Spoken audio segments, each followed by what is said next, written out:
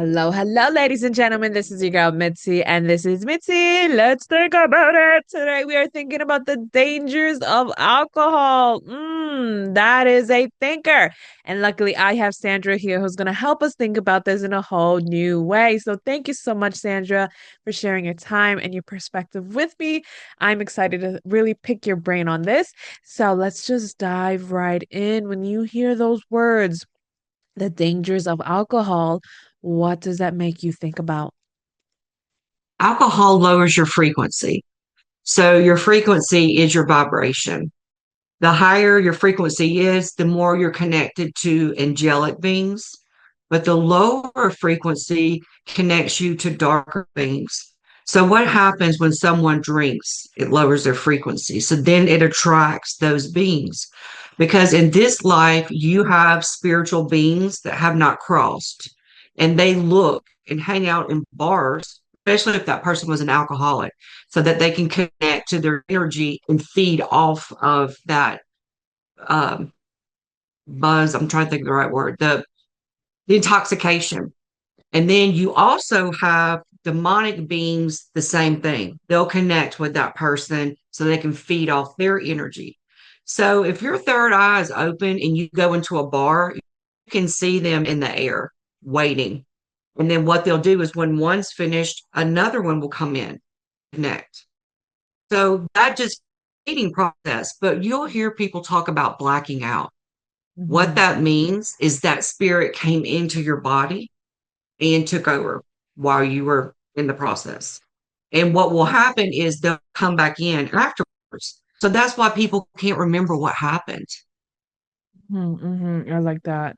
I like the Yeah, way that you just went deeper on this. I love it when people get deep because I am all about it. yes, We don't need to live on the surface life of things because we need to really get deeper and really remember that we are dealing with more than just what we can see.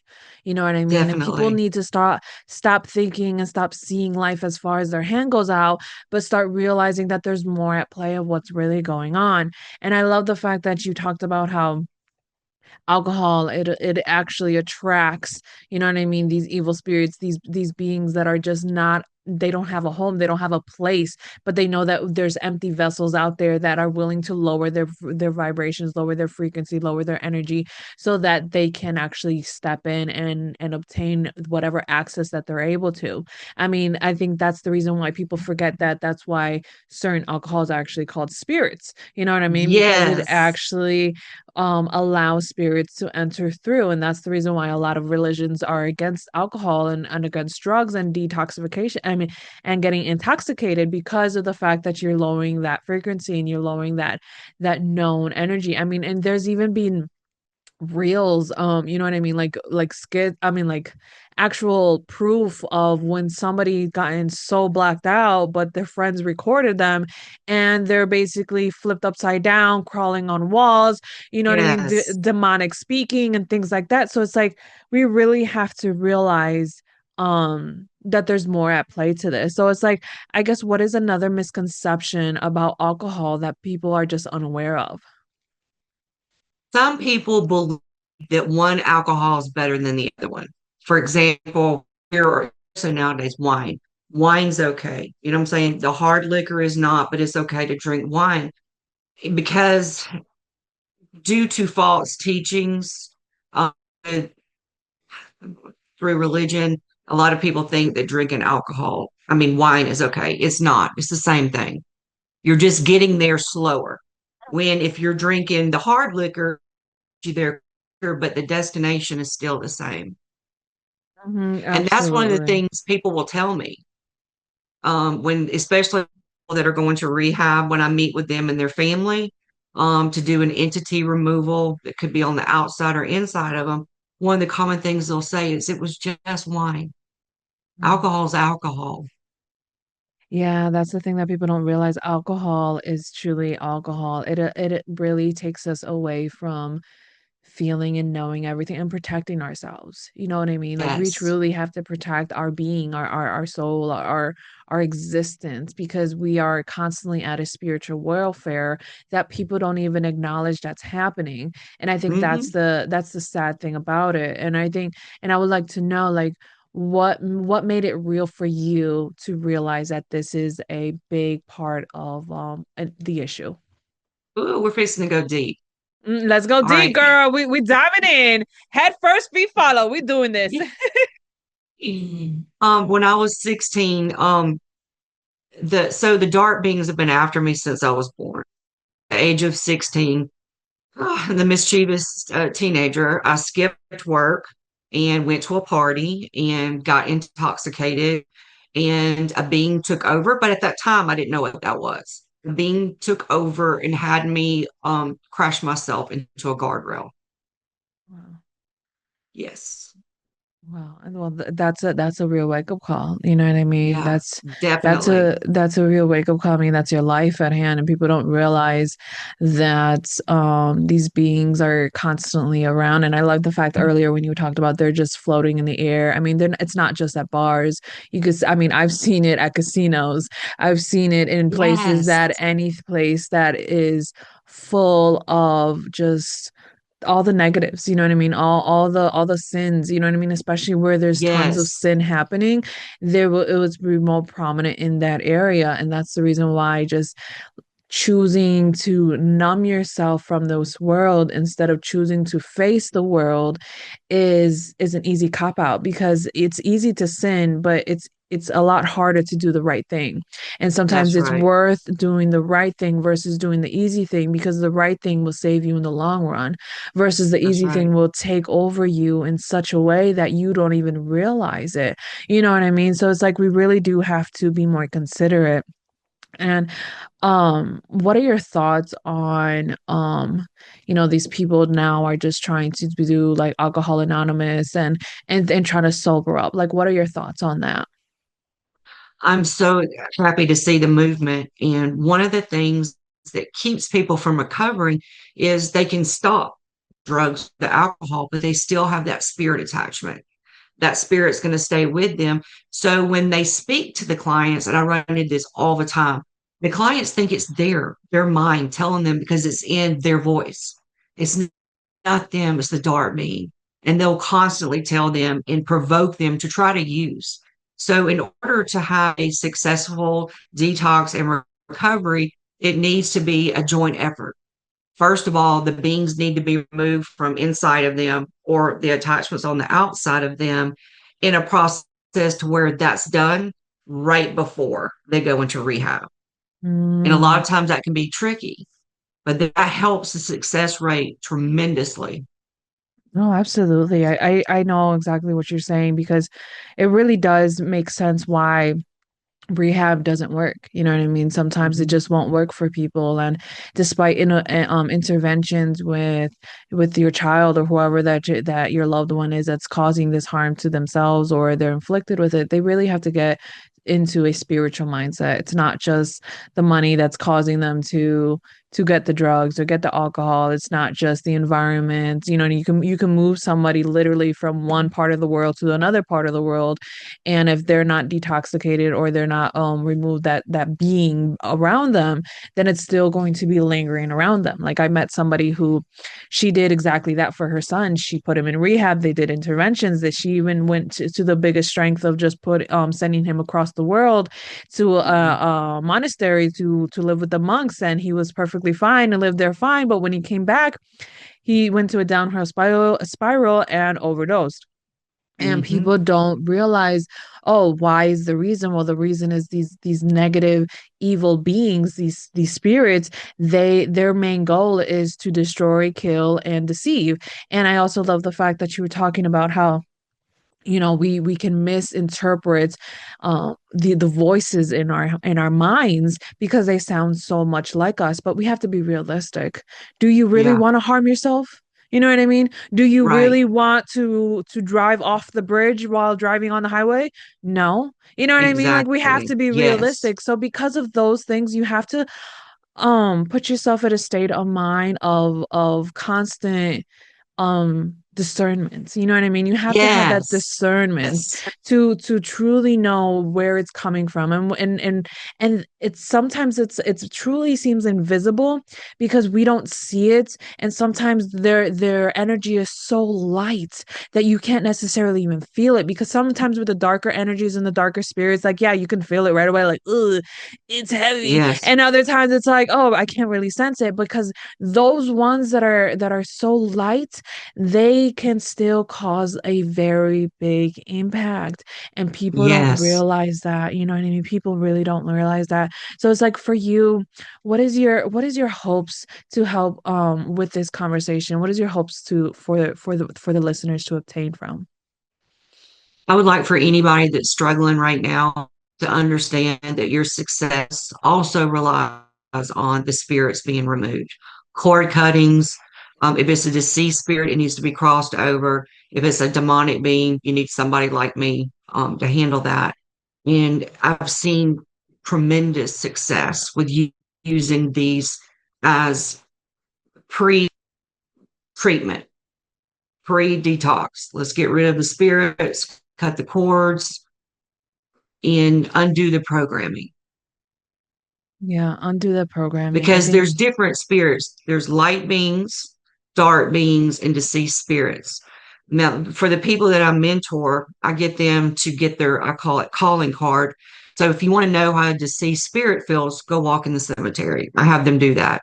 And then if you want to know how an angelic being feels, you can call them in the name of God. I call in Archangel Michael, and then you can feel that. So in deceased spirits, they feel a certain way too. So for me, they make me feel drained, like I'm just going to fall asleep. And for me, a dark being gives me severe pain in my neck, and a light being makes me feel tingly. So with Mm-mm. just a little bit of work, you can find out yourself how to differentiate between these beings.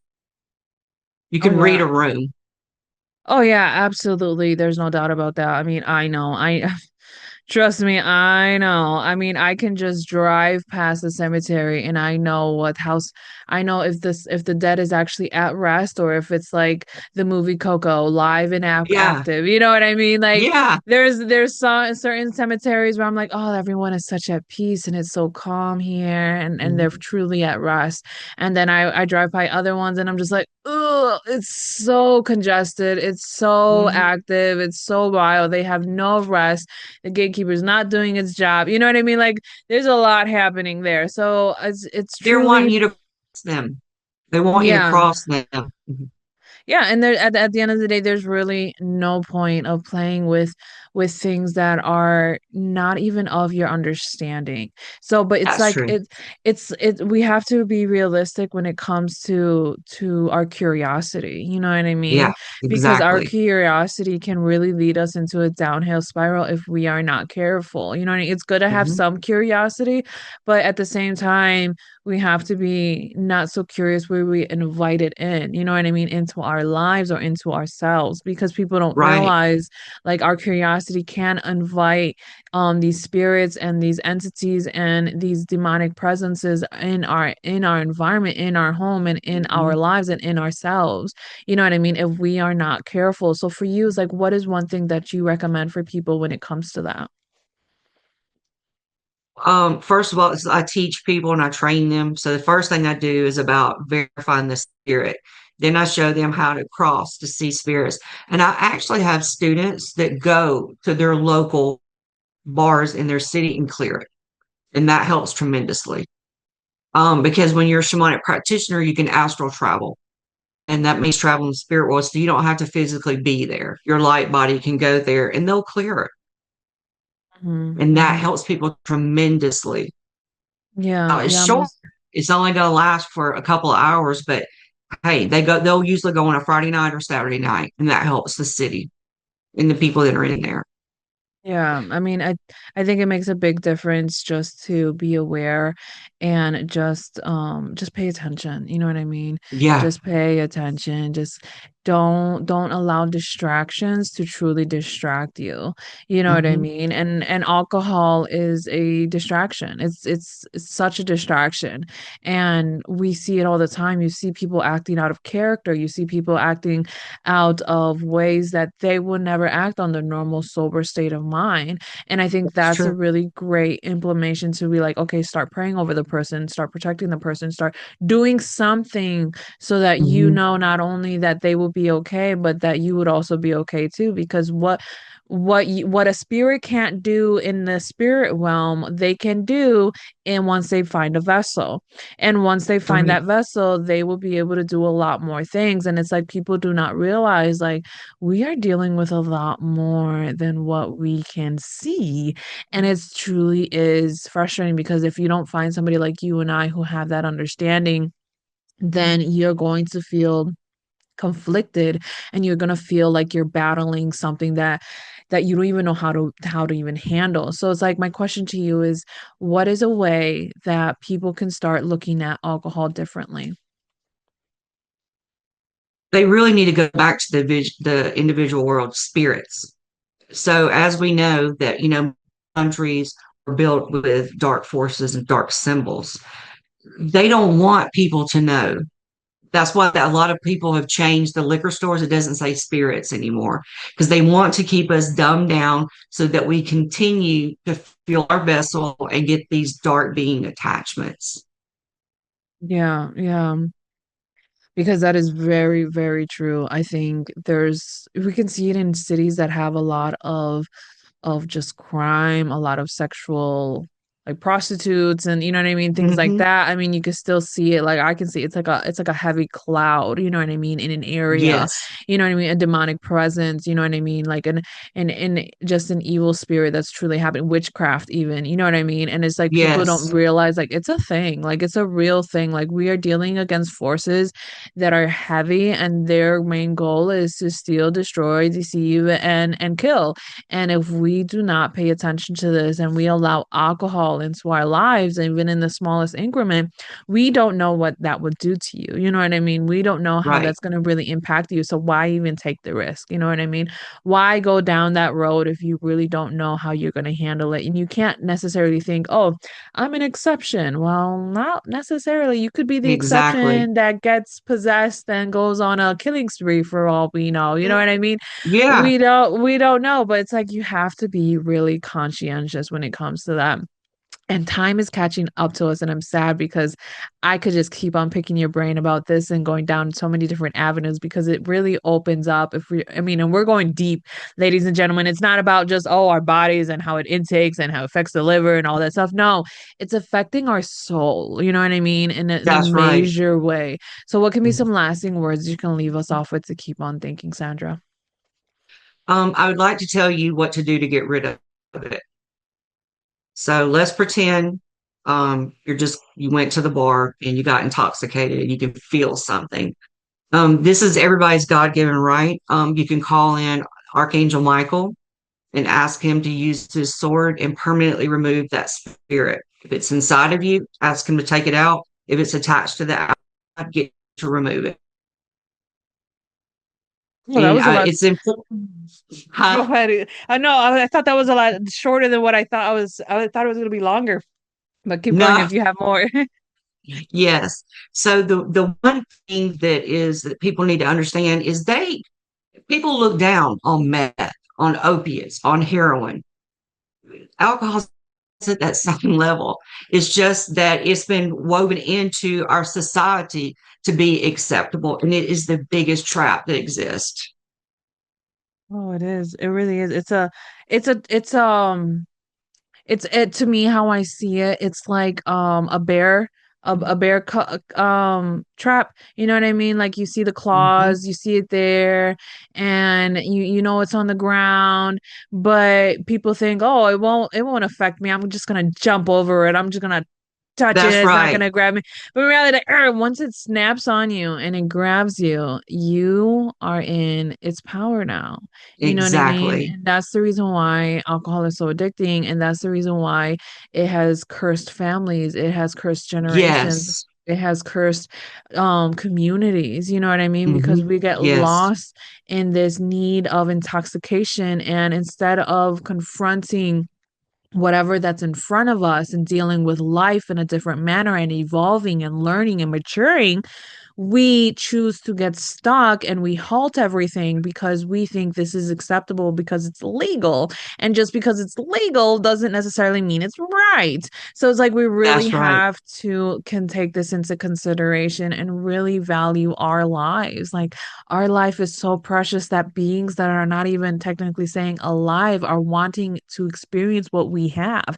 And how Exactly. crazy, you know what I mean? How like how crazy it is to think Mhm. that somebody wants to live our life when you don't even like your life, but it just shows that you need to start valuing your life differently. You need to start shifting the way that you see your situation differently so that you can truly embrace life in a whole new way. Oh my goodness, Sandra, we could keep going down this spiral, but oh, man, ladies and gentlemen, if you enjoyed this conversation as much as I did, go check out Sandra. I have access to her website, access to all the great content that she has to offer the world, just so that you can continue on thinking, ladies and gentlemen. Oh, just so that you can keep thinking, because we need to think about this on a deeper level. Get off the Yes, surface, get off of that layer that just keeps you afloat and blinded. Because in reality, if you stay on the surface, you truly are going to stay blind because there's that's so right. much to see and there's so much going on. Oh my goodness, how there's so much going on. So pay attention, be aware, and always, always keep thinking, y'all. Bye. Bye bye.